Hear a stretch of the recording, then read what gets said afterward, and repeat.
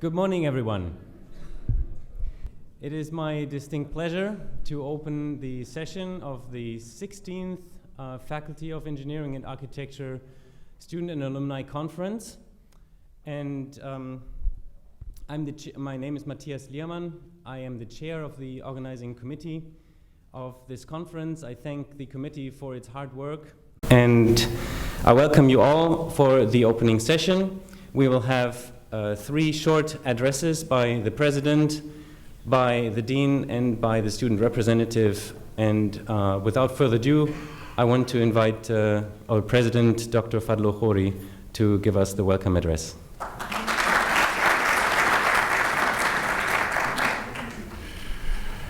Thank you very much, Dr. Liermann, Dean Shahadi, distinguished trustees. Oh, no, I won't knock it down.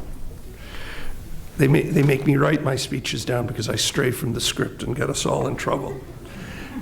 First of all, a sincere welcome to the 16th Annual Faculty of Engineering and Architecture Student Alumni Conference, or now that this outstanding faculty bears the name of one of its transformative alumni, may I say, welcome to the first Maroun Samaan Faculty of Engineering and Architecture Student Alumni Conference.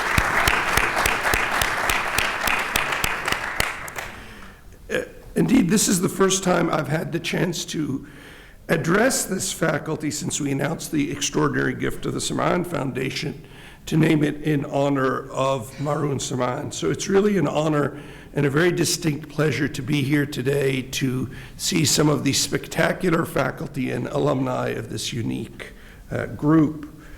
We're gathered in celebration today of what this faculty does so persistently, so impressively, and with such enduring regularity, and that's the application and advancement of knowledge, scholarship, and expertise in a range of engineering, architectural, and design fields that truly change things for the better. Not just the faces of our societies and communities, but the very health of these societies and the practicality of our lived-in environment. In many ways, and you're hearing this from a medical doctor, our lives depend more on our engineers and architects, perhaps even than our doctors, nurses, and airline pilots. Although I'd have to say recently I've had an unhealthy reliance on airline pilots. Last year, this faculty was regretful about saying goodbye to the giant AUB figure of Makram Swaidan after a 5-year tenure as Dean of FEA, during which he and the team that he led set extraordinary standards of scholarship and implemented from the ground up ambitious plans to create state-of-the-art facilities for education and research here on AUB's beautiful lower campus.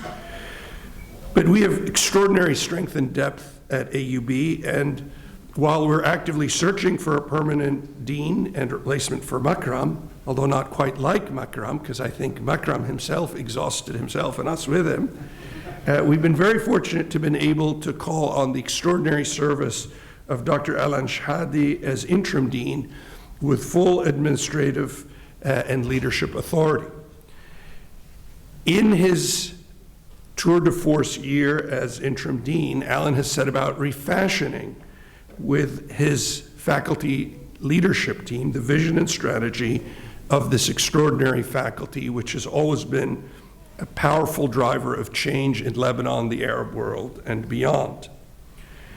And we're now looking at a faculty that is energized, reformed, transformed, and ready to position itself on the pathway towards a sustainable future. And that's going to be a theme, I think, of the next couple of days. A sustainable future for a part of the world that's very good at consuming resources. This is a faculty that seeks to blend the hard skills of numbers and materials with softer skills from the humanities, such as communication, leadership, civic engagement and planning, social awareness, critical thinking, and entrepreneurship. I don't want to say too much more about this because I know the dean's going to talk about the faculty of the future. So let me say that the far-sighted effort in the Maroun Samaan Faculty of Engineering and Architecture is really perfectly tuned with AUB's wider strategic vision, which is to do all we can to support, mentor, and to advance today and tomorrow's best and brightest young people, so that they can be the leaders of tomorrow, each one undertaking a mission to change the world around them for the better, day by day, student by student, graduate by graduate. And yesterday we had a town hall with students, this is our second town hall in the last few weeks, and we talked about the need for engaged citizenship, so tomorrow's future is substantially better than today's, and it starts with this faculty. I don't think we'll be able to realize this vision in a fast-changing world overnight. There are many dark clouds looming on the horizon, whether political, economic, social, environmental, or combinations of each, unless we can harness the strengths of all of our extraordinary community as a single, cohesive, critical, liberally thinking, but effective engine of change. We're a small community compared to the size of the world and its problems, but we've learned a great deal from the last 151 years. And one of the most important lessons, I believe, that we've learned, if not the most important, is that education is the most powerful weapon of all. A weapon you can use to change the world for the better, in the words of Nelson Mandela. So every positive action we take here on campus, whether developing an institute for sustainable energy under Munib al-Masri's patronage, whether it's a new vision for the Faculty of Engineering, whether it's new undergraduate and graduate programs designed to recruit, retain, mentor, and empower the best and the brightest, they are all part of a process of change that needs to transform the world for the better. I want to end with a quote I recently came across from the pen of the American writer Rebecca Solnit, who recently wrote, "For many groups, movements, and uprisings, there are spin-offs, daughters, domino effects, chain reactions, new models and examples, and templates and toolboxes that emerge from these experiments. To be hopeful, we need to not only embrace uncertainty, but to be willing to know that the consequences may be immeasurable." I want to repeat that. The consequences may be immeasurable. We don't know the final impact of what we're doing today, for sure. Think of hope, she continues, as a banner woven from these gossamer threads, from a sense of the interconnectedness of all things, of the lasting effect of the best actions, not only the worst, of an indivisible world in which everything matters. Solnit was writing, of course, about the impact of social and political activism. But I would argue the same holds true for our work here at the Maroun Samaan Faculty of Engineering and Architecture. And the links that you will see grow in the next few years with places like the Departments of Philosophy and Education, the medical school, the schools of health sciences and agriculture and food sciences. And if it's true of the individual units, how much more true will this be when different disciplines combine and intersect with one another?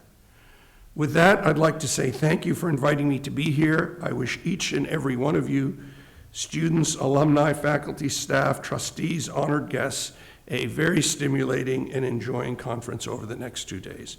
Go and change the world. Thank you.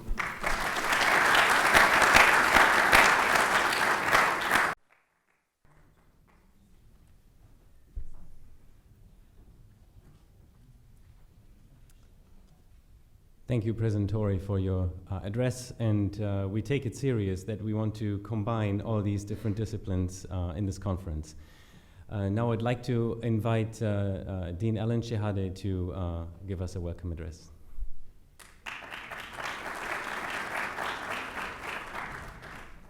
Thank you, Matthias. Thank you, President Khoury, for being with us today. We are always pleased to have you on this part of campus. Next time, we will do our best not to let the electricity go out during your talk. And I would also like to welcome all of you to the conference today, to the 16th Annual FEA Student and Alumni Conference. As President Khoury has indicated, we have much to celebrate at the Maroun Samaan Faculty of Engineering and Architecture this year. FEA remains a powerhouse of undergraduate and graduate student talent, which will be on display in the coming 2 days. We will see presentations and panel discussions. Of course, this talent is nurtured by a world-class faculty that is also engaged in cutting-edge research, creative output, and challenging the status quo as public intellectuals. We will be recognizing 6 of them in the coming 2 days.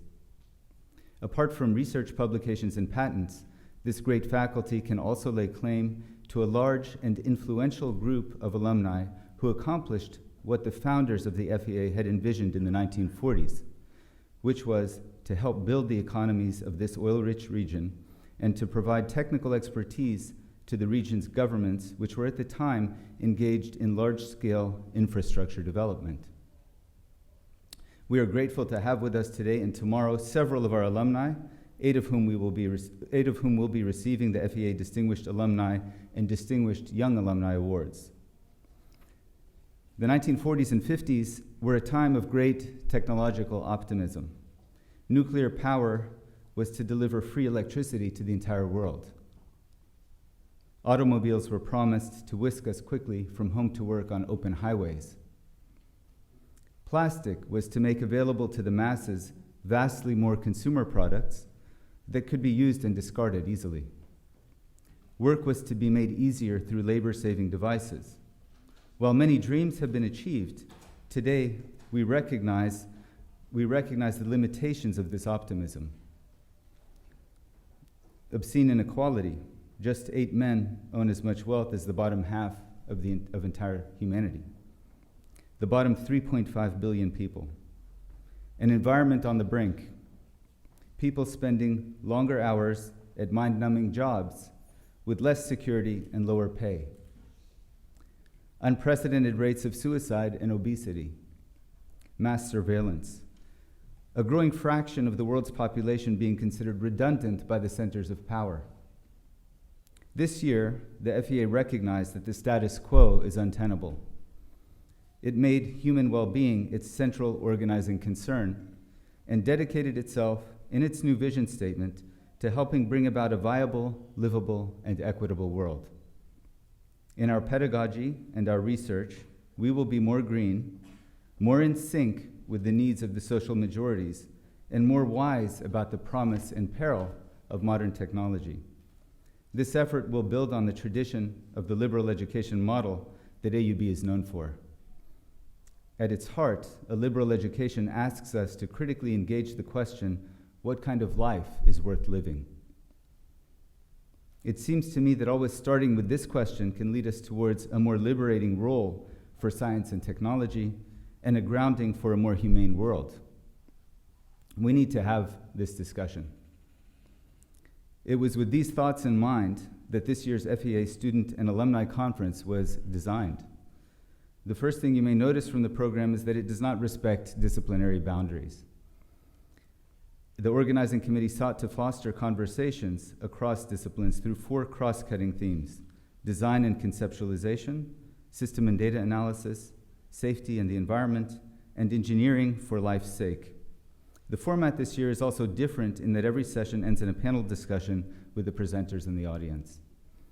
I would like to thank the organizing committee, chaired by Professor Matthias Lehrman. Where are you? And made up of FEA faculty members, students, and staff for their excellent efforts. Sorry, I keep advancing this. I would also like to thank our distinguished alumni and our distinguished faculty members for their participation in this conference. Thanks to all of you for being here. Thanks to Trustee Masri for showing up on a last-minute invitation. Thanks to Khaled Juju and the entire staff of FEA who oversaw the transformation of the graduate student lounge in IEOC into a conference-ready room by the sea. I think you will all enjoy that venue. Thanks to graphic design professor Reza Abedini for designing the trophies that will be awarded in a few minutes. Where is Reza? Is he here? He's not here. Well, too bad for him. A word to the wise. Reza is a world-acclaimed artist, so guard your trophies carefully. They may be worth a lot more than you think. Finally, I would like to extend an open invitation to all of you to attend the award ceremony at the Bechtel Engineering Building Terrace tomorrow at 6:30 p.m. Thank you and have an excellent conference.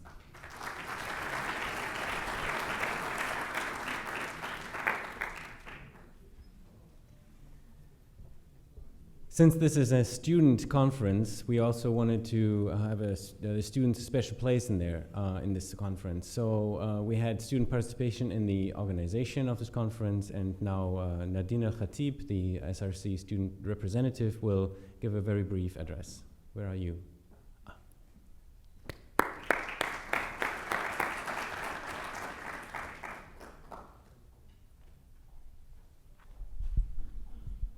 Respectable President, Dr. Fadl Khouri, Honorable FEA Professor Alain Shhadi, and our Professor Matthias, the Chairperson of the Student Alumni Committee, fellow faculty members, professors, alumni, and students. Good morning. My name is Nathalie Khatib, a Senior Mechanical Engineering and FEA SRC Student Representative for the year 2016-2017. It is my honor to be here, being part of the student committee. What's special today is how AUB allows their students to shape their thoughts into concrete ideas ranging between inventions and research. It's the 16th Student Alumni Conference. This year, students are able to be part of the committee by giving their opinion and introducing some interesting aspects in the conference. I, along with other students, had an excellent experience to make a difference this year, and it was a great opportunity for us to work along with the members of the committee to make this event special. I would like to thank all the engineering societies for being able to help and also for being part of this process, and would also like to thank specific students for being very active in the conference and for making small modifications for the recent years. I really enjoyed working with Ali Al-Hayek, Aya Al-Mur, Danny Nicola, and Reem Aitani. In the following 2 days, as students, we created some trivia questions. During the sessions, we will distribute clickers among the audience to answer questions related to general knowledge subjects, which will make our sessions interactive. We would like for the participants to keep the clickers inside the rooms and where the sessions are going to take place. At the end of each session, we will give out the results, and we will announce one winner that will be provided with a free meal. I know, like, most of us are hungry, and with discounts of about 20% at Malix. As a student representative, I would advise students to be more involved in events and conferences that will take place at AUB, because engaging in this community helps develop our soft skills that are also essential for our work field later on. Finally, we as students would like to thank all the Student Alumni Committee members that we got to meet, that worked so hard for the past 4 months to make this conference unique, informative, interactive, and student-initiated. Thank you, everyone. Hope you have a great day, and hope you enjoy it today and tomorrow. Thank you.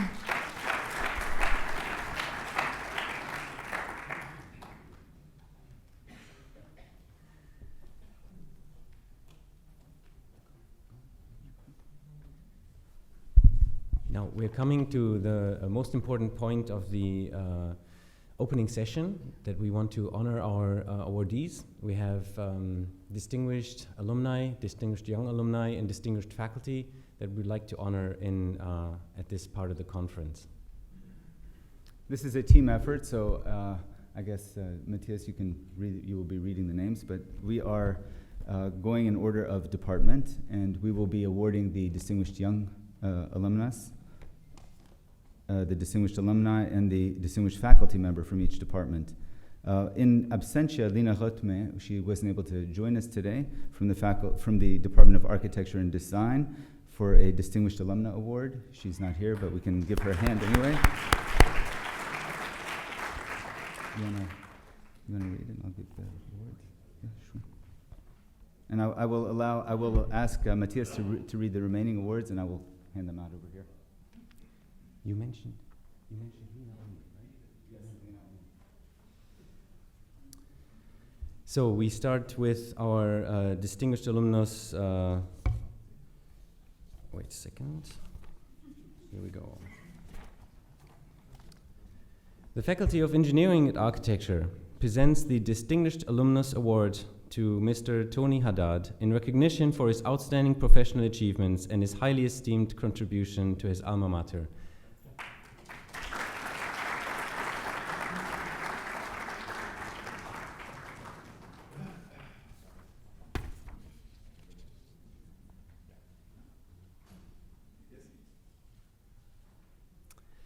Further, yes.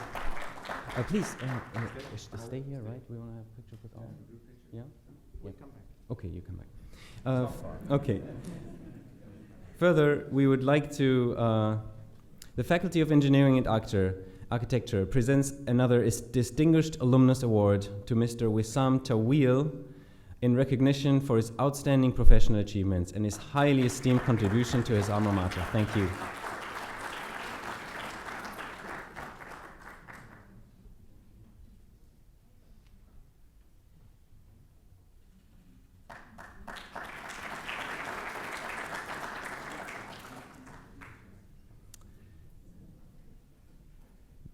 Further, the Faculty of Engineering and Architecture presents the Distinguished Alumnus Award to Mr. Fadlo Touma in recognition for his outstanding professional achievement and his contribution to AUB.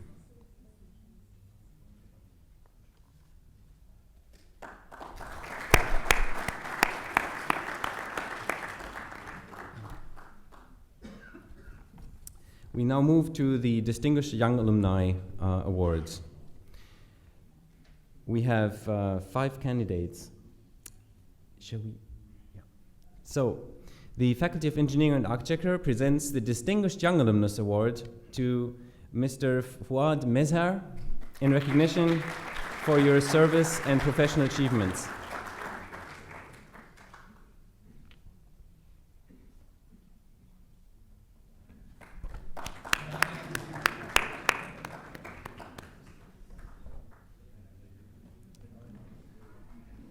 The Faculty of Engineering and Architecture presents the Distinguished Young Alumnus Award to Manzur Shamaz in recognition for his outstanding professional achievements and highly esteemed contribution.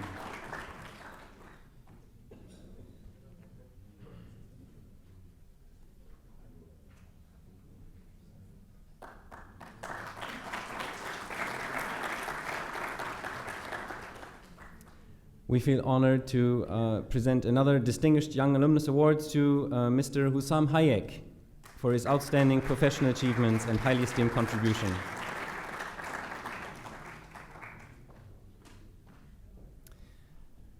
We have short bios of all our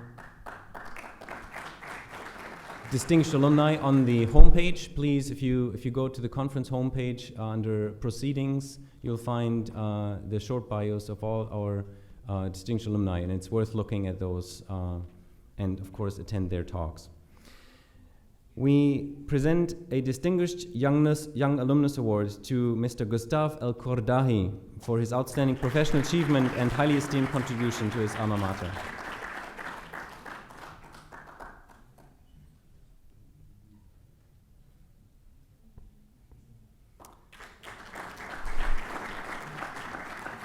Further, the Faculty of Engineering and Architecture presents the Distinguished Young Alumnus Award to Dr. Fadel Adib in recognition for his service and outstanding achievements.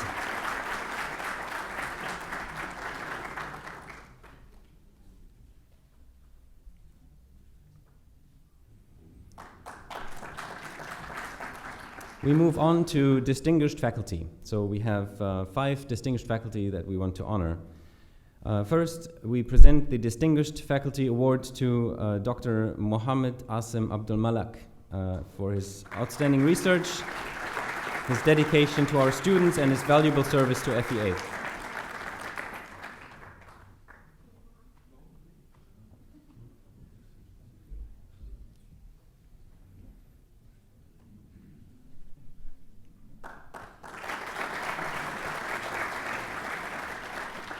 We present the Distinguished Faculty Award to Dr. Riyad Shadid in recognition for his research, dedication, and his service.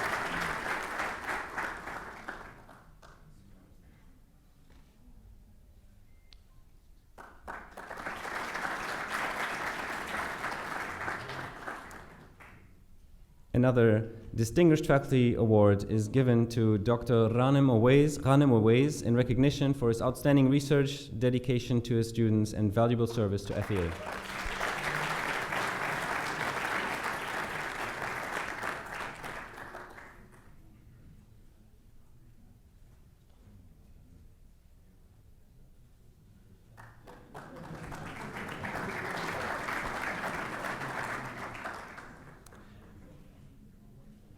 we honor a Distinguished Faculty Award to Mahmoud Al-Hindi, Dr. Mahmoud Al-Hindi, in recognition for his research, dedication, his service to students, and his industrial experience.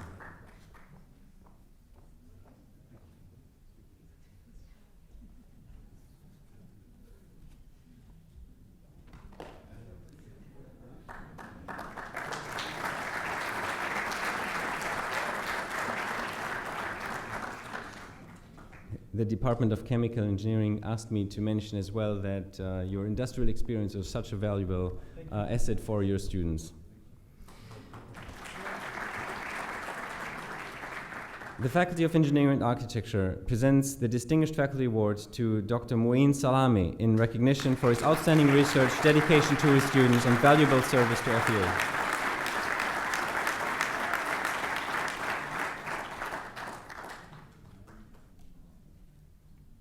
Also, I'm asked to highlight his key role in establishing the engineering management graduate in the IEM department, engineering management.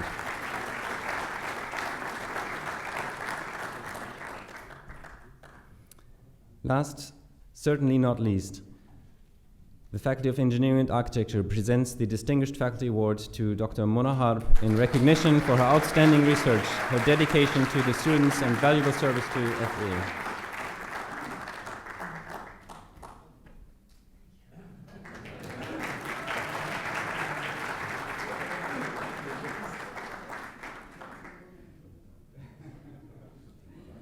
So now I would like to invite all the awardees for a quick group picture to the front.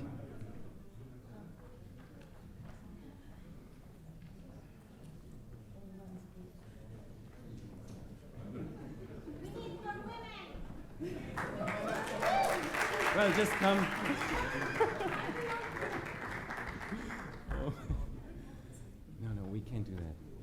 I know.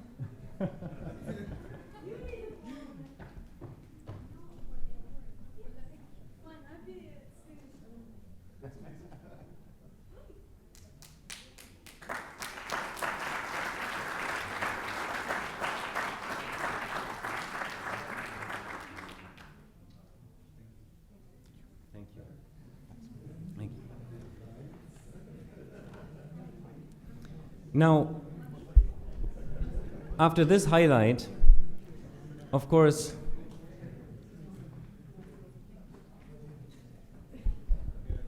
basically I want to say just a few things about the program. You see the program here on this slide, and we also say goodbye to our president. But please note that we don't have a break now. If you don't want to stay for the technical session, you're welcome to leave. But let me explain to you the program. Basically, we have 4 blocks. We start now with our first block on design and conceptualization. We'll have Mona Harb and Yusuf Nasser chairing the session. Then we have a lunch break, and we go into the afternoon session. And tomorrow we have 2 sessions as well. So what you need to know is that after this session, we will move for the coffee break to the 6th floor of IOEC, where the rest of our conference will be held and all the coffee hours. This is the most beautiful space that we have at FEA, and I'm actually very proud also that we have the conference there, because it's our research space. That's the space for the graduate students where we do all our thinking. So that's something I wanted to highlight. Some statistics.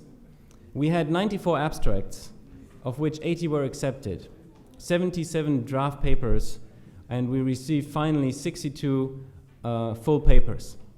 I thank all the faculty in this room for helping in the review process for those papers. We selected 24 of these papers for our oral sessions. 32 other papers will be presented in the poster session we have on the terrace tomorrow at 1 o'clock. And we have 15 distinguished guests and faculty that will also have talks. So without further ado, I want to give the microphone to Huwaida, who will introduce our first speaker of the session.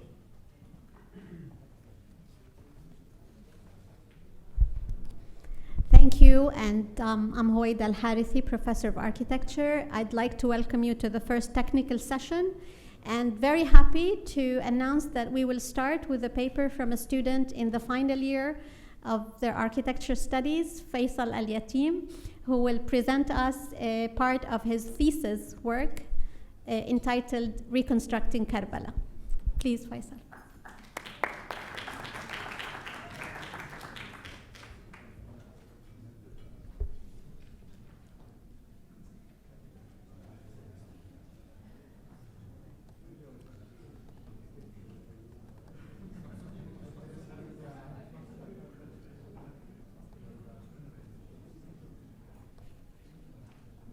Good morning, everybody. As Dr. Huwaida mentioned, I'm a fifth-year architecture student, and I'll be presenting my final year thesis, which is a speculation about the commemoration of Ashura. So my thesis is titled Reconstructing Karbala, and I'll take you through the process of my research as an interest. So basically, my thesis involved a lot of field work and participating in the last Ashura commemoration and documenting whatever I saw and going back and drawing the extracted information. So my interest was first to look at Ashura as a spectacle, and basically, for the people who are not aware of Ashura, Ashura is the commemoration of the death of the grandson of the Prophet Muhammad, and every year it is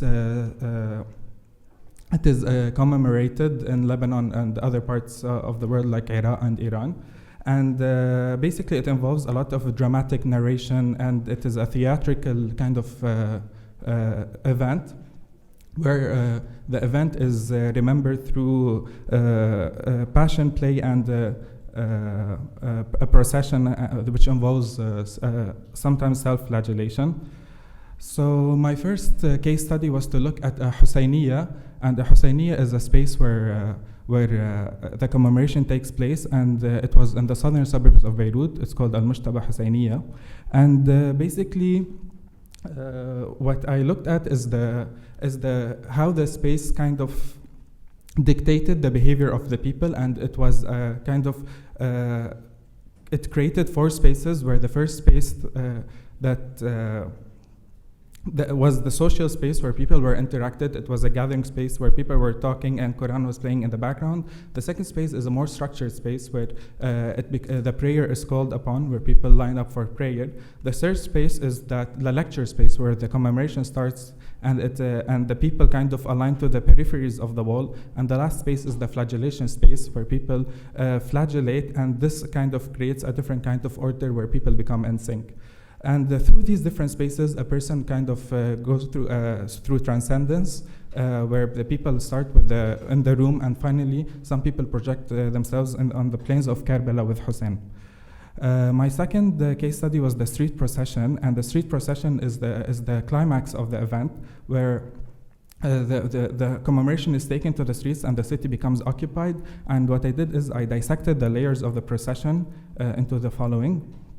And basically, what was interesting is that when we look at the street as a layer and a street composition of a pavement, pedestrian road, driving lane, and a street divider, how each element of the street was being used for a certain function. For example, the pavement became which takes place at plus 0.2 meters, became an architectural convention where selling or commercial activity takes place, versus the people who are placed regularly at the road level that collect money to fund the society. And finally, on the pedestrian road, where we have people making food, all of these are repeated X amount of times along the procession.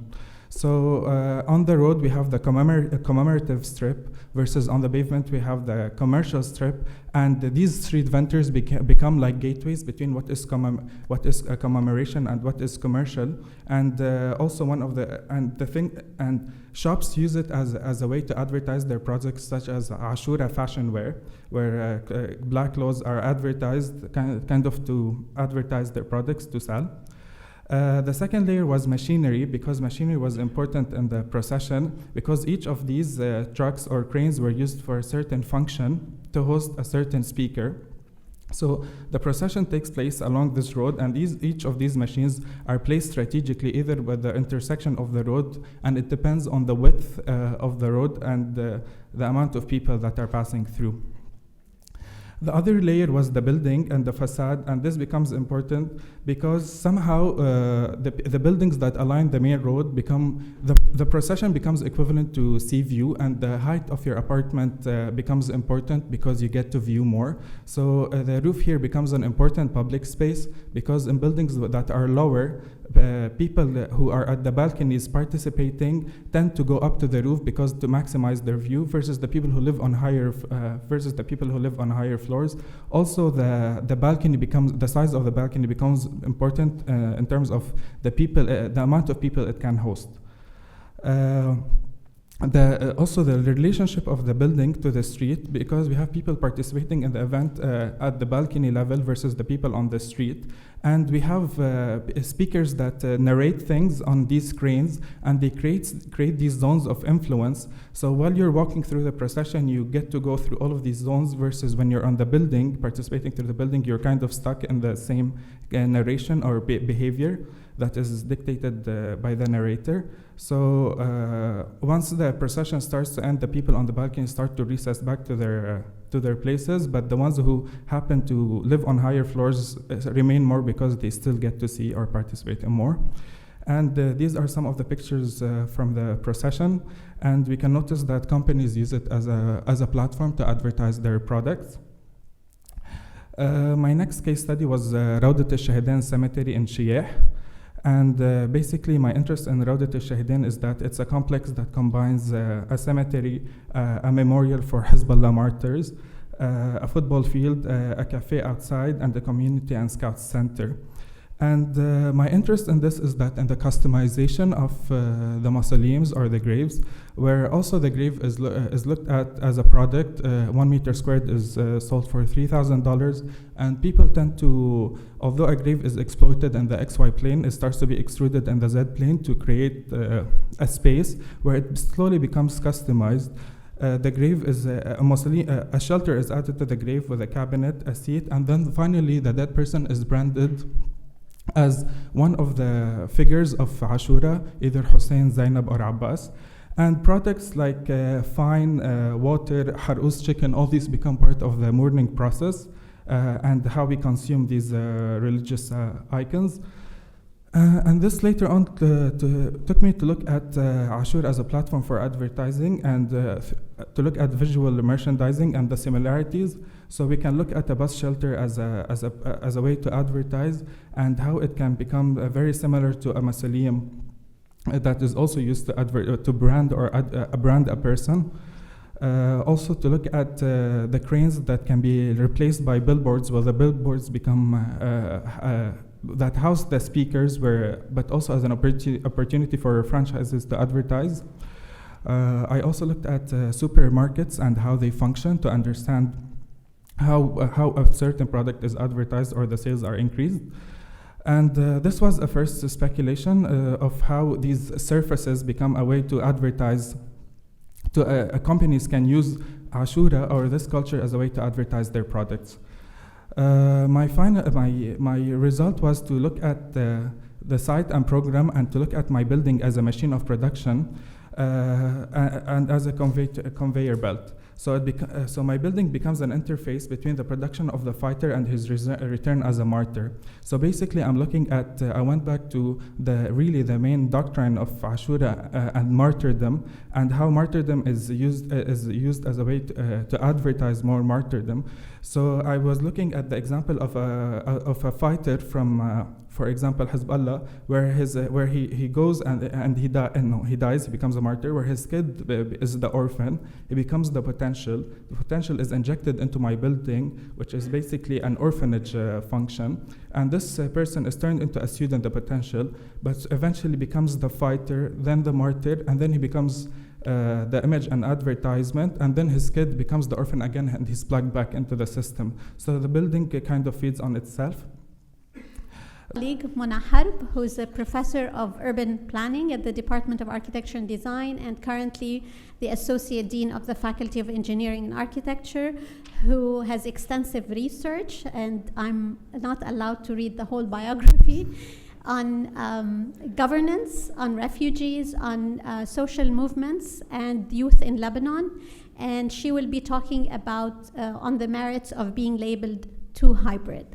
And with that, I introduce Mona Harb. Thank you, Helga. Sorry about that, but my it's not reading my USB, so I'm just not make them sleep. Okay, great. One USB.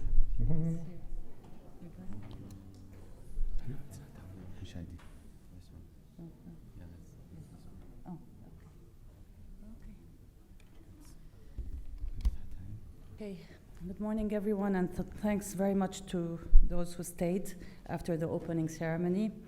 And thank you for my colleagues in the Department of Architecture and Design. I see 2 out of 18, but fine. So 14, 2, 3, 4, 5, thank you for being here anyway. Okay, I didn't teach Faisal Yatim, but you'll see a lot of intersections between these talks. But he was not my student, but I'm glad to see that some of the things I studied seep in. So, okay, so I finished my bachelor in architecture from EUB in 1993, and I could say that I was rather set to a conformist trajectory. I became an employee in a small architecture consulting firm, and 2 years later, I decided to undergo an MA in urbanism at the newly opened Institute of Urbanism at Alba, thinking this could add some teaching to my professional repertoire. It did that, but it also connected me to a whole network of people who completely transformed my career. One of them, Jean-Luc Arnaud, taught me urban history. Arnaud was the head of the Urban Observatory at Cermak at the time, the present Institut Français du Proche-Orient, IFPO, which some of you might know. And this is Arnaud for those of you, I think many of you don't know him. So IFPO is a foreign-based research center funded by the French government. And at the time, France was very, very rich and paying a lot of money to these research centers abroad in its former colonies, and also to the Institute of Urbanism at Alba, where I was studying. So I was quite lucky to meet a lot of French prominent urban scholars and practitioners who taught me and came to lecture in Beirut. So I got taught by the likes of Pierre Signol, Jean-Charles de Paul, Michael Davy, and Pierre Moulin, among many, many others. Jean-Luc Arnaud was a harsh professor. He used to scratch whole papers of the papers I used to submit to him, 10-page papers I would write very easily and think that this is the best paper ever. And then he would just scratch them with his red pen. I told this story to many of my students, so you heard it before. And then he would circle a sentence on page 2, another sentence on page 7, and he would write in the margin, "This is your argument, develop, rewrite it." It was really violent for me. I was used to getting A's very easily at school and in my history papers at architecture, and I did a minor in philosophy while I was here. It was a very easy win. I used to bump up all my average. So suddenly I felt that this French professor who had very odd-looking white-framed glasses, he changed them since, and who knew so much about the history of Cairo and Damascus, I would never know that much. He completely challenged my whole knowledge system, and I actually loved it. I felt that this is where I was learning, this is where I was growing intellectually and acquiring new skills. So I started going more and more to his office and seeking his advice. I listened carefully to everything he said and took very thorough notes. And in a way, he became my mentor. I didn't even know what it meant at that time. And then I asked him to serve as my thesis advisor. And while we were discussing my thesis topic, we talked a lot about my interest in Hezbollah in Dahia. This is a part of the city where I was born and that I've seen through its transformations during the Civil War, its spatial urban transformations mainly, and its political transformations as well. So we went together and visited the neighborhoods of this part of the city. And he started asking me questions that really intrigued me. What is the role of Hezbollah in housing? Who gives water? Where does the electricity come from? What services is Hezbollah providing? What is the role of the state there? What sort of institutions Hezbollah is managing? What is the party's stand on urban issues? I had no idea. I didn't have the answers, but I really was curious to figure them out. And thanks to these encounters, I started wanting to know more. I asked my family members to help me get contacts with MP in Hezbollah. They were already in the parliament back then. And they put me in touch with one of them. I met the guy, and I asked him all these questions. He sent me to their NGO, Jihad al-Bina, who then oriented me to their research center. It was buried in a basement in Burj Brajni. Now they have a huge office on the airport highway. So I started going to Dahya every day. I mean, to Hezbollah's institution every day. I was living in Dahya still. And I started asking questions, observing what they do, and I discovered fieldwork. That was like a transformation in my career. I had a thing for talking to people, and people talked to me back. I listened to them. I spent hours carefully listening to their stories, and people talked more and introduced me to other people. It just happened very naturally, easily, and I felt that this is what I wanted to do. At the time, very few people worked on Hezbollah. Even Hezbollah itself had no idea that they would become a very sexy research topic. Arnaud helped me make sense of all the data I was accumulating at the time, and it became my MA thesis, which was then published as a book in 1996 under the title Politique urbaine dans la banlieue sud de Beyrouth. One afternoon, after a long day in Dahya with Arnaud, we made a stop at the nearby Golf Club of Lebanon. We were chatting about the Golf Club and the Meqdad family who protected its land throughout the war, the ball boys who work in Uza'i nearby, and the Elisar project, which was just starting at the time. He asked me about my plans after the thesis, and I told him I wished I would do a PhD, but it was an impossible dream for me. I had no real resources, zero access to information, and I was married, and I didn't think I would leave my husband and go do a PhD abroad. So the next day, Arnaud called me up, and he asked me for a meeting, and said very quickly in his very strong French accent, you know how French people speak, like, you hardly keep up with what they're saying. And he said, I found a job for you. I found a way for you to do your PhD, but you have to quit your architecture job. I was still working at the time. I'm a very close friend of the attaché culturel at the French embassy. He'd absolutely love your work. He's married to a Shia woman. He can give you grants, but you'll have to do another MA in France. And I found a program where you don't need to go and live there for a long time. You can go to Urbama in Tours. They have an intensive program, so you can go there twice a year for 3 months. And then you'll get your MA. You can enroll in a PhD program and come back. And meanwhile, I'll hire you as an RA at IFPO, but you only get half your pay, and you have to quit your job as an architect. Think about it and get back to me. And that was it. I thought about it for 2 days and said, like, I'm shifting. I quit my job and joined CERMOC as a researcher, and a year later, I became a PhD candidate in France. It was a very quick and instinctive decision when I look back. It felt just right, so I went for it. I enrolled in the PhD in politics because I was much more interested in studying power relations underlying spatial processes. And I decided to work with Jean-Pierre Gaudin, who is a political scientist who knew nothing about the Middle East. And I think that was also a good instinctive decision. I had met him in CERMOC again, and I took him for a visit to Dahya again and to the Golf Club again. I used to do that dozens of times with all the people who came. At some point, we used to joke that I will open a touring agency of Dahya. Gaudin also asked me questions that I was clueless about. Why is Hezbollah not saying it's doing housing, although they are definitely involved in the process? What is the relationship of Amal to Hezbollah, of Hariri to Hezbollah? On the ground, how do they divide their territorial management of neighborhoods? What is Hezbollah gaining from Elisar? Again, all these questions compelled me to go back again and again to the field and find answers. So after the publication of my book with CERMOC and my new job as a researcher in the Urban Observatory, my work gained a lot of visibility.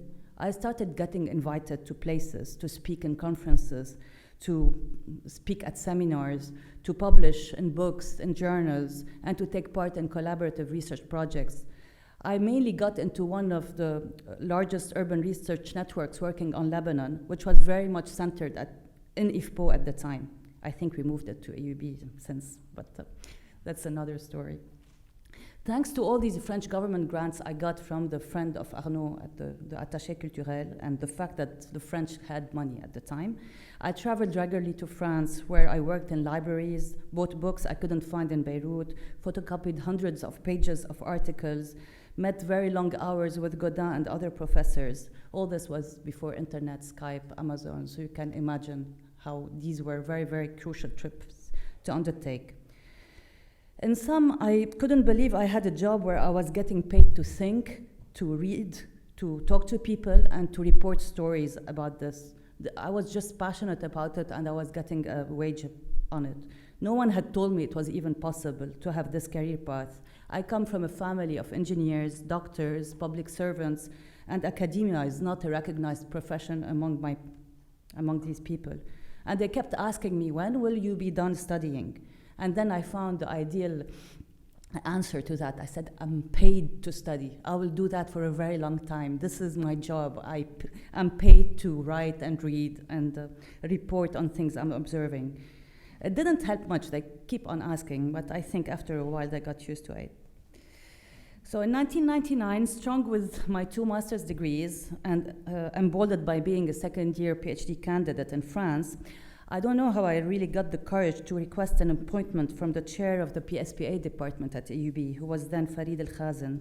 He generally agreed to meet me. I don't know how these things happen in one's life. So I gave him my CV and told him I need to teach a course in the PSPA. You should be teaching public policy to your students. It's unbelievable that in your catalog you don't have a course on introduction to public policy. And I asked him how could I join the department as a full-time faculty. He responded very nicely. He said, Mona, yes, ahla wa sahla, come. You can teach a course in Intro to Public Policy. You're right, we need to introduce this to students. It would be great. But full-time, you know, PSPA, it's a very traditional department. We want to hire someone in public policy, but we want someone who's really trained in public policy. You are too hybrid. This is what he said to me, and this is where all the story comes from. And he said, you're trained as an architect, right? Why don't you go back to FEA? Why are you coming here in FAS? We teach 6 courses, we're paid less. It's much better for you. روحي على engineering. Tell them that you want to teach. They'll take you. You have a degree from there. أحسن لك بكتير. I was quite upset when he said that at the time. I didn't really want to go to engineering and architecture and teach there. I wanted to be recognized among the politics people in my field. I had no idea that it was actually the integration of architecture, urbanism, and politics that would shape my career and distinguish my scholarship, and that I just needed to be in a place that enabled me for this integration to flourish. And this combination, you know, of politics, architecture, urbanism, it stirs very different reactions. So people at Cermoc and Arnaud found it very fascinating and great, and they really helped me to expand it. And others, like the PSPA people, they found it unorthodox and called it hybrids. The others called it interdisciplinary. So fortunately for me, the architecture and design faculty at AUB were way ahead. In 2001, Jamal Abed, who was coordinating the newly established master's program in urban planning and design, called me up and invited me to apply to a full-time position. I was already teaching here part-time in MUD, at the advice of Farid El-Khazen, actually, but I was not sure I wanted to become faculty in architecture. I was working at the time with Salim Nasser, the late Salim Nasser, who was heading the Lebanese Center for Policy Studies, and I was quite happy to be a researcher in politics. But still, there was an instinct that pushed me to give it a shot. So I wrote the application and submitted it without guidance and without much expectation.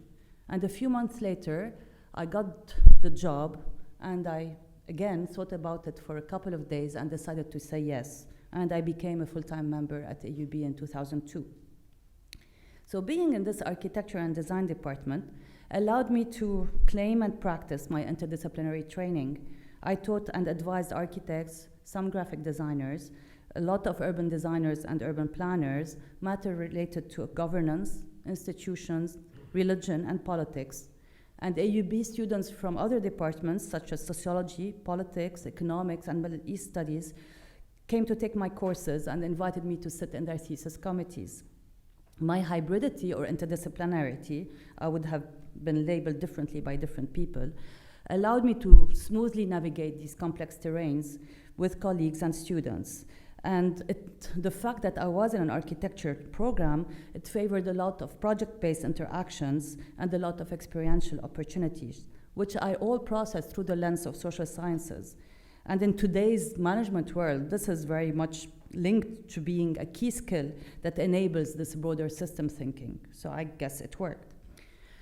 So my work is mainly on cities, and I research individuals, institutions, groups, and communities who make them the way they are, the stakeholders who manage and transform urban space and regions. This is what we call urban politics and governance. So I ask questions about the imaginaries and representations that inform the urban ideas of stakeholders, the mechanisms they deploy in their urban interventions, and the impacts they have on space, society, and politics. In addition, I unpack their processes of public action as to better identify ways of influencing their urban policies in the aim of producing better cities for ordinary dwellers that are not only more effective, but also more inclusive and more livable. I spent 14 years working on the role of political and religious organizations and entrepreneurs in the production of space, which led me to 2 books, my PhD thesis, La Hezbollah Beirut, and Leisurely Islam, which I co-authored with Lara Deeb. They are both the result of a long and passionate quest in which I yearned for unpacking this making of Dahya as a political and religious and social territory. I have since turned the page on this part of the city, which has become overstudied, and embarked on new research avenues, investigating other groups of stakeholders engaged in city making, such as local governments and international donors, which led to an edited volume with my partner Sami Atallah, and such as youth, NGOs, activists, and urban social movements, which led to a series of working papers on the issue. And now I'm working more on Syrian refugees with my colleagues Mona Fawaz and Ahmed Gharbiya at AUB, and with Sami Mona and other colleagues at the Lebanese Center for Policy Studies. So to conclude, reflecting back, what I think shaped my trajectory and worked for me seems to be a combination of several things. And I'll end with this takeaway, which I hope will be inspiring to the younger people in the room today. So, trying not to sound too preachy about it. Okay, my takeaway list would be that I was very much guided by my passion for research or practice, and this would be one of my key advice. This passion for urban research and understanding how things work, in my case, how cities work, and why they work the way they do, was key for me and leading me throughout. Listening to your instinct, that made me have also great choices in my life, being conscious about, that gut feeling you have of going for something. Being receptive to opportunities and chances, even if they're not always exactly what you want them to be, but sometimes it is just best to take what's available rather than just hope for a better thing to occur. Then encounters with people. This is super important. It helped me build an amazing network of mentors, colleagues, and practitioners that contributed a lot to my reputation and my relations. It is key in a career. Everybody will agree with that and will tell you this, and I still nurture this today. Finally, knowing and using your skills well. For me, it was ethnography. I put it to very good use, especially when I had time to go to the field and do research. I miss it enormously, but I know that I can do it, and I can do it well, and I now do it through RAs. And the second is really nurturing my interdisciplinarity, or what others label as hybridity, as a strength, and claiming it as such, and making the best of it. So that's it. Thank you for your time.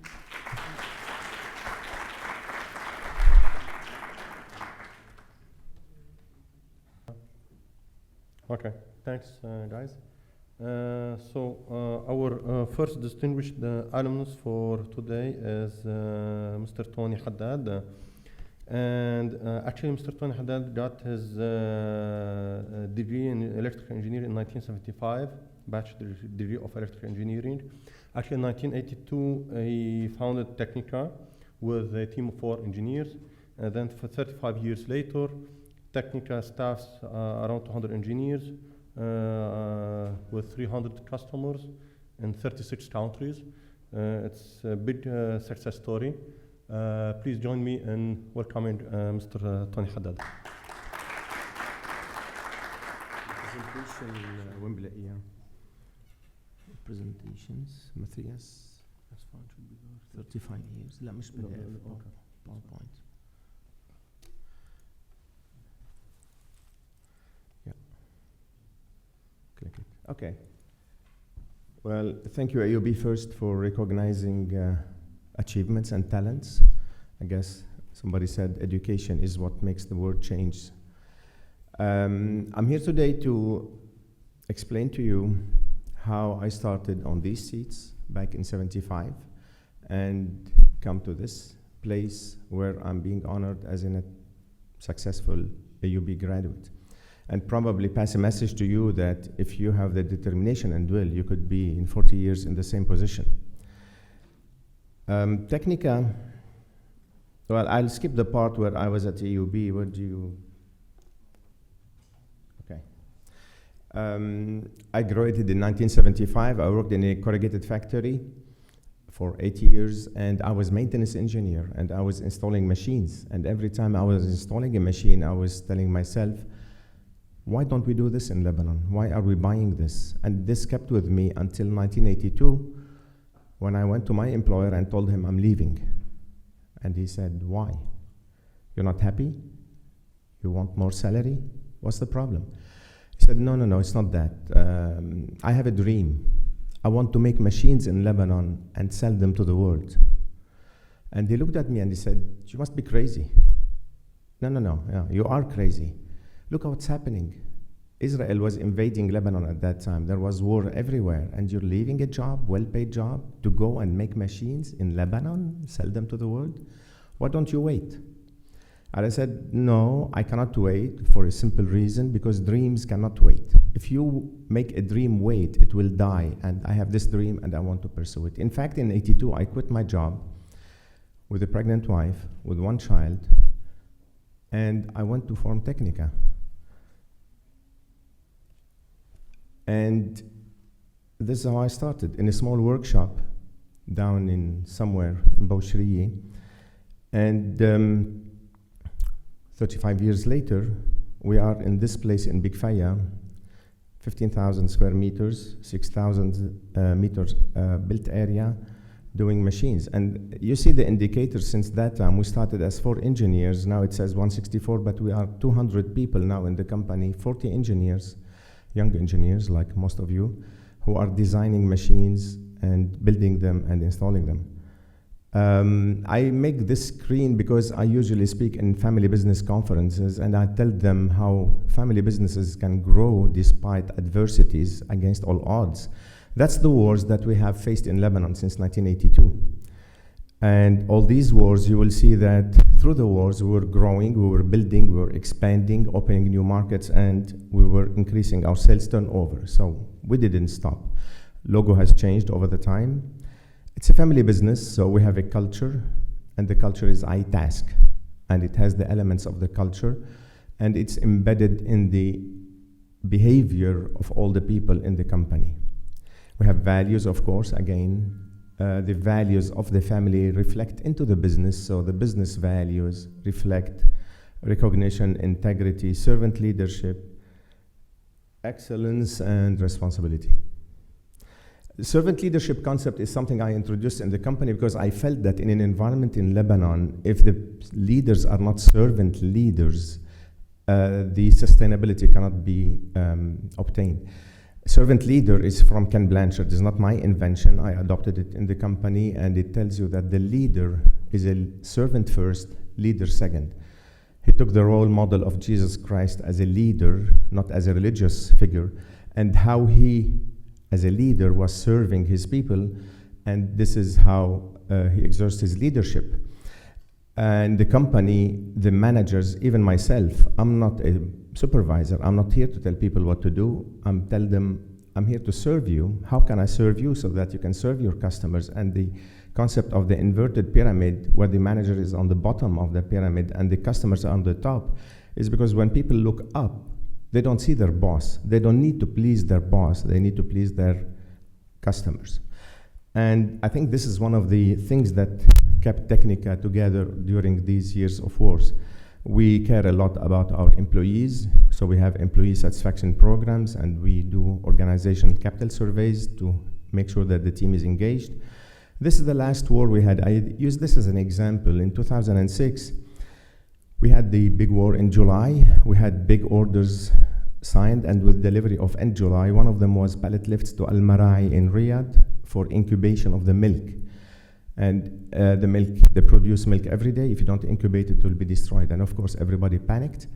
But the team worked 24 hours around the clock to deliver on time. And we did deliver on time one day before the due date. On the 29th of July, we were installing the lifts.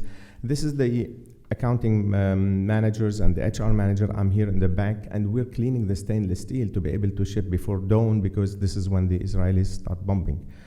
This is the kind of life we had through the years.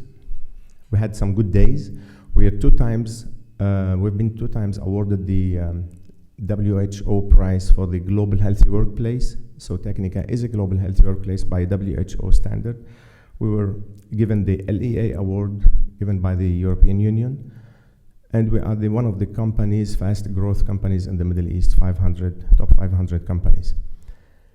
One of the things we do, besides making machines, we care about the environment. And we have an initiative, we call it Greenify. So every time we get an order from a customer, we plant trees for him. Every 100,000, 1 tree. 1 million, 10 trees. So when we get an order, we plant the tree, we send the GPS coordinate to the customers, and we send him a message that we're going to take care of your tree like we're taking care of the relationship.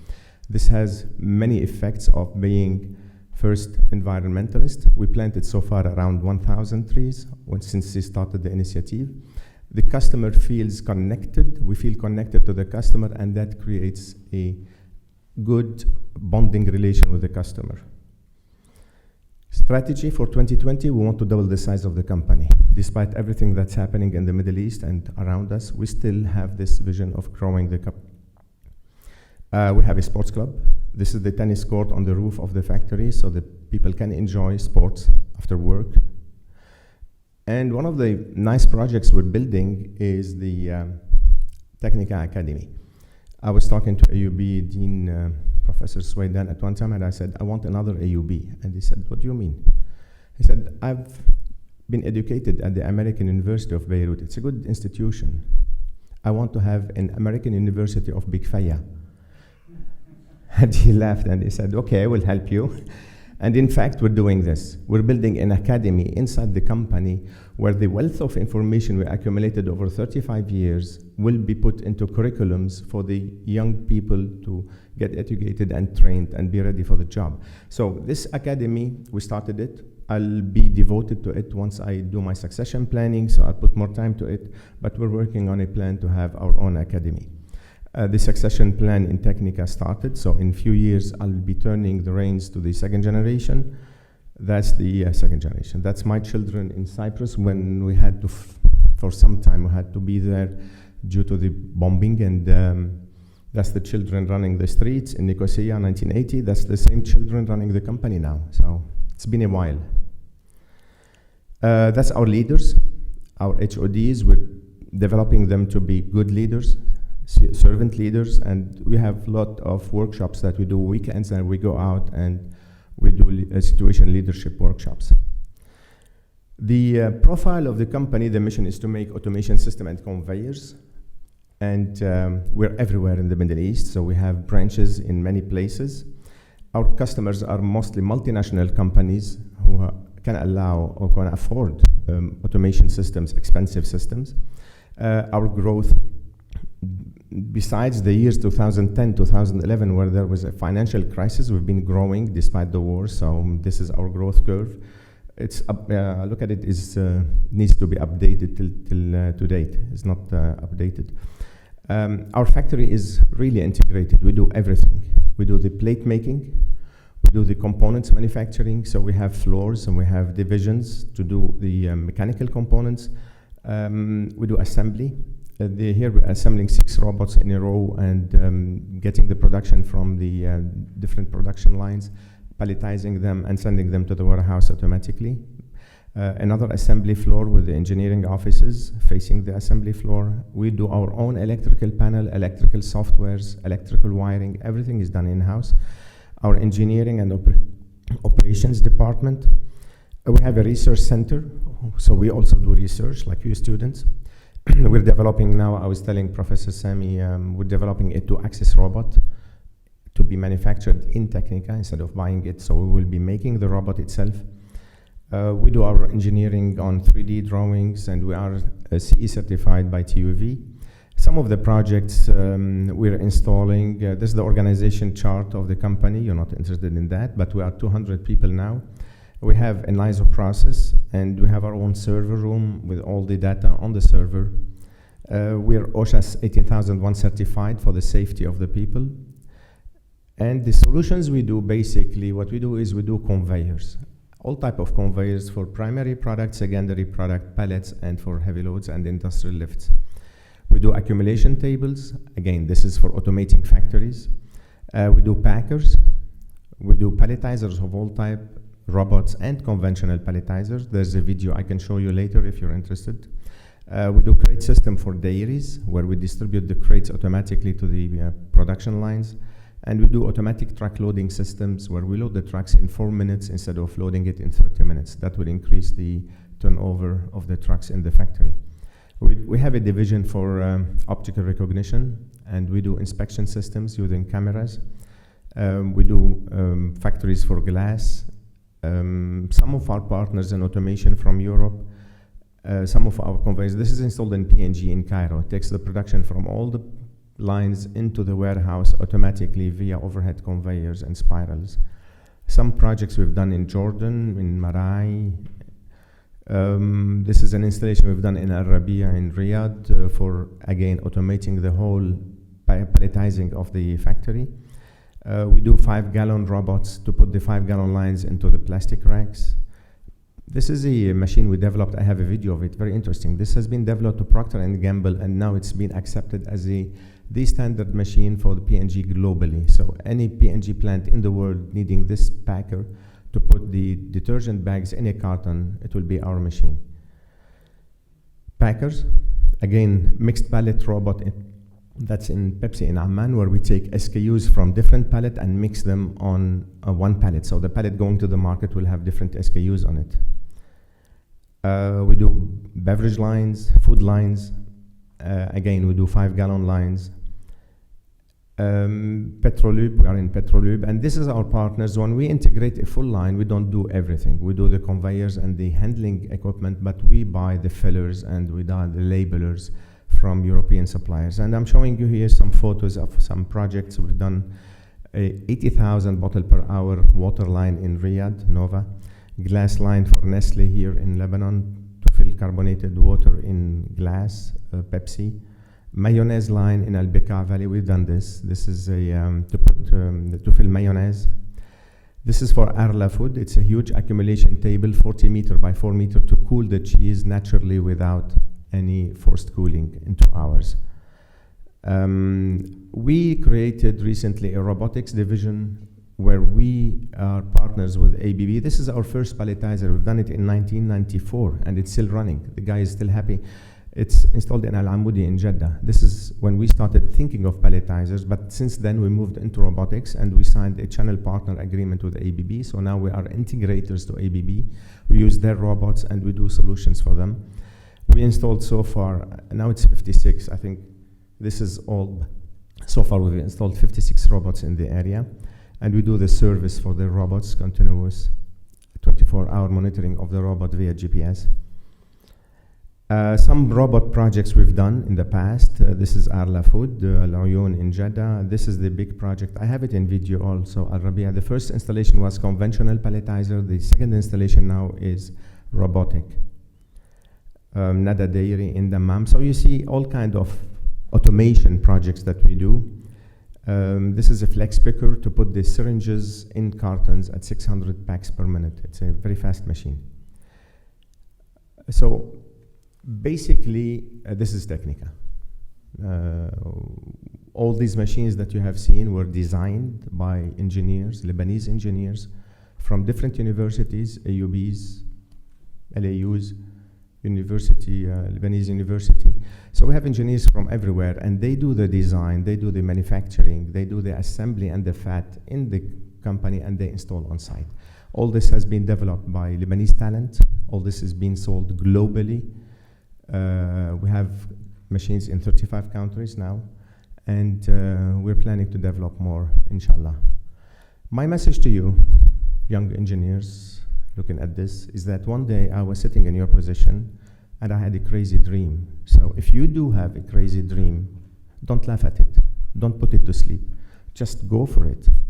And if you have enough determination and will, I am sure that you will create value to the community and to yourselves and to the younger generation. Thank you. I think I have 1 minute to show you just the one robotic installation, right? You tell me. Where do I find it? I think yes. It was here. The robot? Yeah. Yeah. Well, there's the two, so we can take this one. This one? I want to show you something that was developed by our young engineers. This is Arabia in Riyadh. We've taken all the cartons from the production hall. This is Tetra Bricks, collecting them on conveyors overhead from all the different lines. You see, it's like a highway. You bring all the cartons together, and then you merge them together. There's merging tables that you will see now, because if one line stops, then you can divert one line to another line. And taking them, this is the merging table where you take the lines and then you can divide them between the robots. All this, what you see here, starting from a metal plate, was done in Big Faya. And now you see the products coming from this merging plate going into the palletizing area to the robots. What we buy is just the motors, the photocells, the steel plate, because there's no manufacturing here in Lebanon. We buy them from outside. We manufacture, we assemble, we do the test, and then we ship. The robot is an ABB robot. 6 of them are working in tandem to take the production from all the lines, and then they put them on pallets, and the pallet is taken automatically to the warehouse. This is the kind of automation that we do, this level of automation. We can make it faster. Well, just, yeah. Oh, I can use the mouse. Maybe here. Yeah. Right.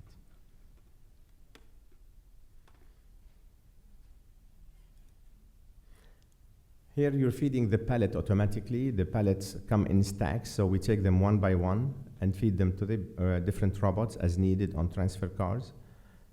You'll see here the transfer car moving to the pallet destacker, taking the pallet and feeding it automatically to the specific robot that is in need of pallet. The software also is done on a Siemens PLC software done by our engineers. Everything is developed in-house. And here you see the full pallet, after it's being palletized, goes on another set of conveyors. The different pallets go from different palletizers, and they are discharged on a conveyor where it's going to a stretch wrapper, where it's automatically stretch wrapped. A film is put around it for stability and for dust proofing, and at the end the forklift will take it to the warehouse. You see, from the production up to the warehouse, there's nobody. Everything is fully automated with no human intervention. So this is the kind of projects we do. I was telling, again, Dr. Sami, we're open, any engineer who feels he has the talent to design machines and would like to join Technica, we're open for training or for full-time employment. Thank you.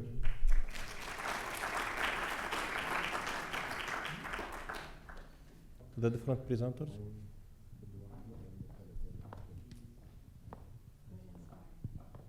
Yeah, sorry. Any question?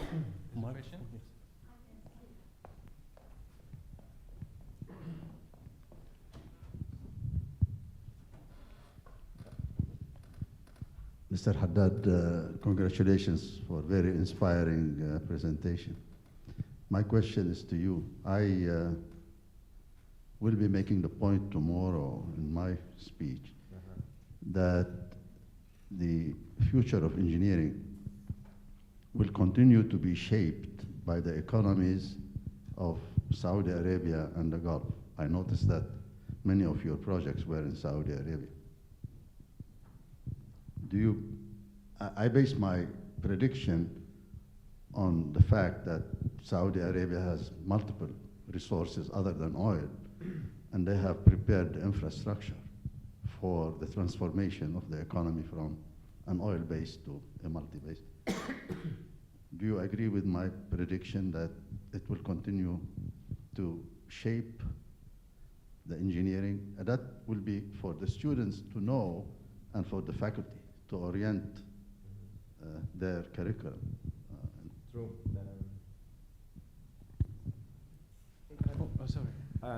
Yeah, it's true. I was talking to Dr. Sami this morning, and I said that one of the gaps we have in educational system in Lebanon, I was myself a UB student.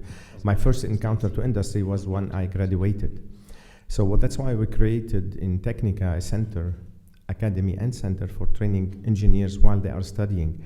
There's a gap between how the engineers think and what the industry needs. And this has to be linked more. There would be more synergy. Now, it's true that the engineering is shaped by the economy, because I remember in my times, everybody was going construction, everybody was going HVAC, everybody was going, because that was the boom. And the market creates a need for engineers, and you follow that. There's no doubt that the Gulf area and the Saudi, in fact, were the driver for the growth of Technica over the last years. But now, Technica has taken a strategic position to go multinational. So the Gulf is still our market, our main market, because this is where we are, this is our home. But we are creating alliances with multinational companies like Kronos, a German company who makes machines, where we supply to them our equipment and they supply in their line equipment from Technica to sell it worldwide. When you do these alliances, then you're not bound to a specific market because of the volatility. But to answer your question, yes, the job market, the economy will dictate the engineering requirement, and that's the law of demand and supply. But I still believe that the engineering, the education and the industry, especially the engineering, because this is a purely engineering company, has to be more close together so that the industry will tell the engineers where to focus and what to do so that they are prepared. When they go to the industry world, they will not have a shock.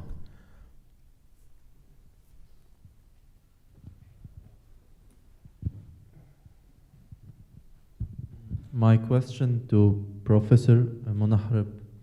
Okay, Professor, prior to the Lebanese Civil War in 1975, different universities in Lebanon, especially the American University of Beirut, Lebanese University, and Université Saint-Joseph, they were social pioneers and innovative institutions. However, after the Lebanese Civil War, we can say that these institutions, they took a step backward, allowing all the militias who graduated from the war to take the frontage in leading the segregated community. However, now my question is, what kind of strategies that can be adopted by faculty members, and you are one of these members, in order to reactivate our role or the university's role in civic engagement and community services, and how AUB, maybe through your faculty, through your role, can play a more significant role in resolving urban challenges and be force for progressivism in the region. Thank you.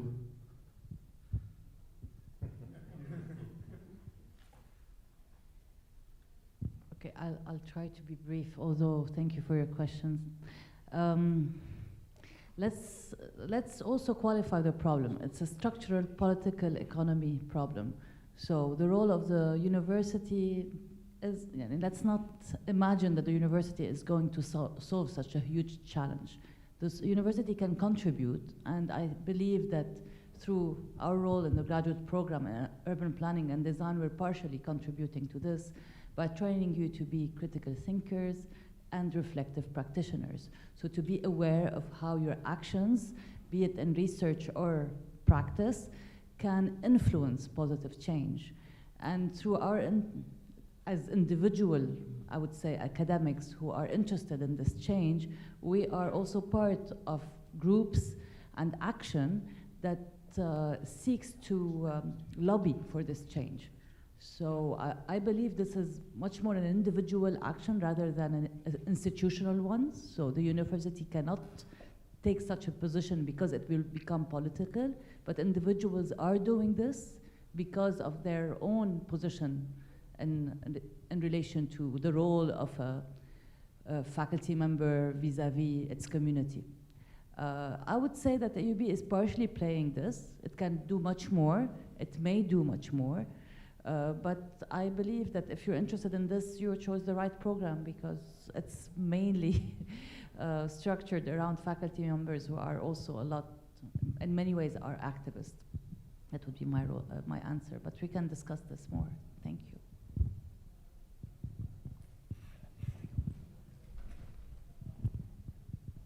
I'd like to take the conversation a little bit laterally now.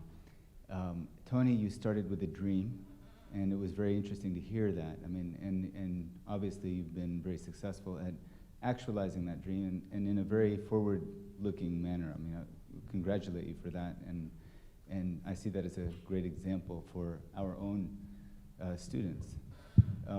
Now, our students. There are various themes that have come through here today, partly related to automation. Even Faisal's, your conceptualization of what's happening during Ashura, there's a continuity all the way to Tony. I wonder if you want to comment on that, and if you see a dream in there as well yourself. And Dracula, I couldn't,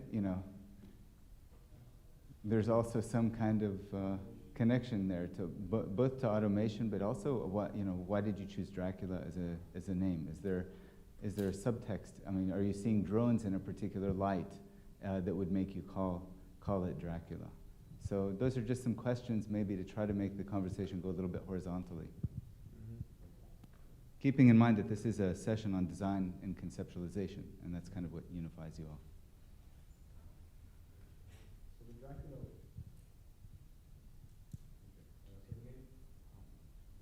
Hello. So the name Dracula was mostly for an acronym, and also since we're young and we wanted something to be, since this is our FYP, we wanted something to be interesting, and we didn't want to name it something too long that we wouldn't even enjoy saying. So that's why it was called Dracula, because at the end we're young engineers. And it also stands for Drone Accurate Localization Algorithm, in case someone wants to get technical with us. So the dream was basically, it was a proof of concept. We were going very simple and intuitive at the end. So we want to get from point A to point B, but we don't want to use little technical. Don't go technical, okay. So we saw a problem, and we say, okay, drone wants to go A to B. How do we go from A to B? Fine, let's say there's a scent. It needs to follow the scent. It goes from, all right, okay. Apparently my partner doesn't agree with me. No, you are saying the correct things. I just want to hit on the dream issue a bit. Granted, it's not as big a dream as yours, but when discussing what we wanted to do for our FYP, we had all these different options that the professors were putting forward, but most of them were dry or something. So we were just hanging around, just spitballing ideas. We wanted something interesting to work on. We wanted something which we would enjoy, oh my God, we actually built this. That's why we came up with something which is, a bit weird if you think about it, and I'm not going to say innovative, but let's say unprecedented. And we just went with it. In fact, most of our time was just trying ideas which didn't end up working. We'd have lots of work with no progress, just because, oh, this doesn't work, oh, this doesn't work. So yeah, you can say it was kind of dreamy of us. Unfortunately, nothing as big as a result. Let me comment on this. Thank you for addressing this, because eventually, if I'm here, is because I believe, I was an engineering student one day, and I believe that if I could make it, given certain context, then other people could make it. And in fact, what runs the economy, we're talking about the economy, is not the government, unfortunately. It's the entrepreneurs. They create value to the economy. They create jobs, and the jobs will create value. I was talking about servant leadership. I want to comment on that. I didn't want to stress on it because I believe our leaders are not servant leaders. Not at all. I mean, okay, that's very far. But a servant leader is somebody who is really meant to serve others. Now, coming back to the dream, my advice to you, when you make a dream, don't make it small. Because you make a drone, and once you do it, it's gone. Unless it's embedded in a huge dream, it will not survive 40 years. If you have a dream, and the dream should be, I want to make drones with a certain specific unique feature, and I want to globalize them, to make them like a patent and sell them all over the world. That's a dream. But like, hey, what do we do today? We don't have anything to do. Let's make a drone. That's a game. That's something temporary. But go for a huge dream, for something big that you can really have a passion for and work on it for a lifetime. Not something that will die once you do it. Don't make a dream of, I want to make money. When I started, he said, what do you want? You want double the salary? I said, no. If you, well, there's a problem. If you give me double the salary, I will hate myself because you will think that I'm doing this as a, chantage to get more salary. No, it's not that. I have a huge dream that you cannot give to me. And when you go for something like this with a passion, then you will make it. So if you have a passion of making drones, go for it.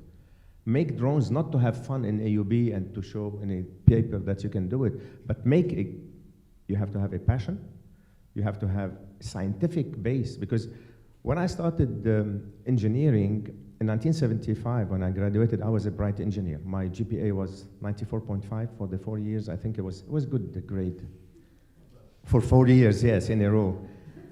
It's okay. And when I was working as a maintenance engineer, one of the consultants at that time, he came and he said, listen, he was there to audit the system, and he was with me for some time. He said, you're a bright engineer, but if you want to make it in life, go and study MBA. This is where you belong. And this is where it came, the idea of studying MBA. So in 1982, 1981, the war was in.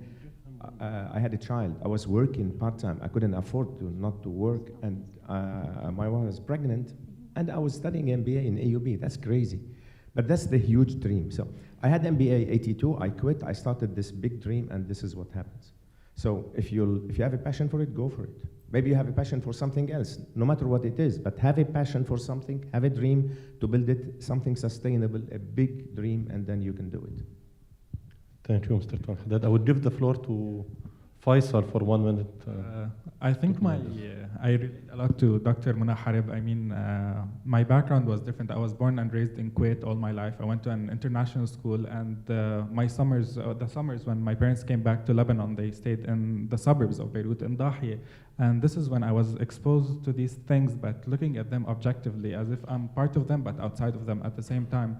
So this was my interest of the project. And in architecture, I think as students now by 50, we all realize our dreams or our interests. Some people are more into maybe digital fabrication. Some people are more into practicing architecture. But personally, I'm interested in research and academia, just like Professor Harib, and these spatial practices of people. So I guess it's more of something I was subjected to from my younger years, and it developed into my FYP thesis. Thank you. Okay, thanks everyone for sharing this knowledge and information with us. With this, we are a little bit behind our schedule. I would like to close this session.